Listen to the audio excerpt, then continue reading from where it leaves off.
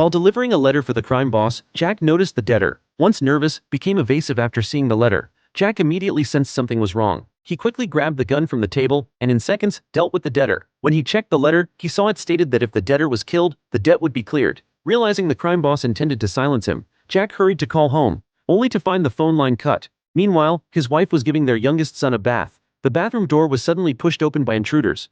2 gunshots rang out and the room fell silent. This horrifying scene was witnessed by their eldest son, who rushed home and saw the intruders at the door. Luckily, they were focused on adjusting their clothes and didn't notice him. When Jack rushed home, he found only Baker sitting silently in the living room.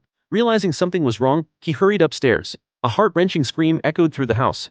From his son's account, Jack learned the intruder was the crime boss's son Kevin. Meanwhile, Kevin rushed to his father for help, explaining that he was consumed by jealousy of Jack's position in his father's heart and that anger had clouded his judgment. This enraged the crime boss. For the sake of his son, he decided to find a way to save Kevin's life. Soon Jack arrived with his son, but found no sign of the crime boss or his son. Only a box of money meant his compensation. This filled Jack with humiliation and anger.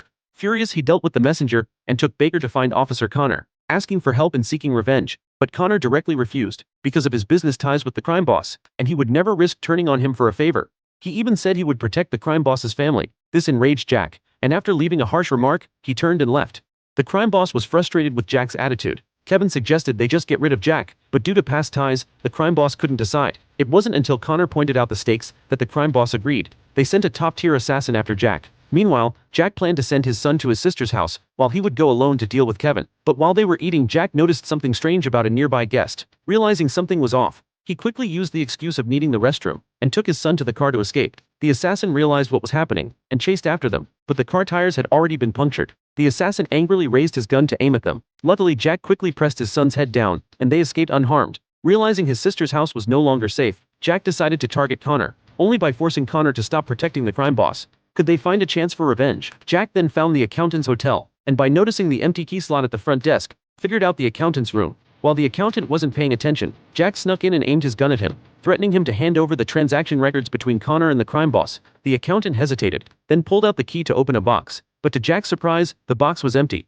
Before Jack could react, the accountant quickly ducked into another room. Then the assassin rushed in. Luckily, Jack reacted quickly and dodged. After a brief scuffle, Jack managed to knock out the assassin. He then found the transaction records and quickly escaped. Just as he got into the car, the assassin stubbornly climbed up the window and aimed at them. Fortunately, due to the assassin's severe injuries, they escaped. On the road, Jack started to lose consciousness from blood loss. Baker urgently sought help from a nearby farmer. Fortunately, the farmer took them in and helped treat Jack's wounds. Just because of a moment's jealousy, Jack's life was shattered. The brutal death of his wife and child became his only obsession. The transaction records in his hand were his only leverage for resistance.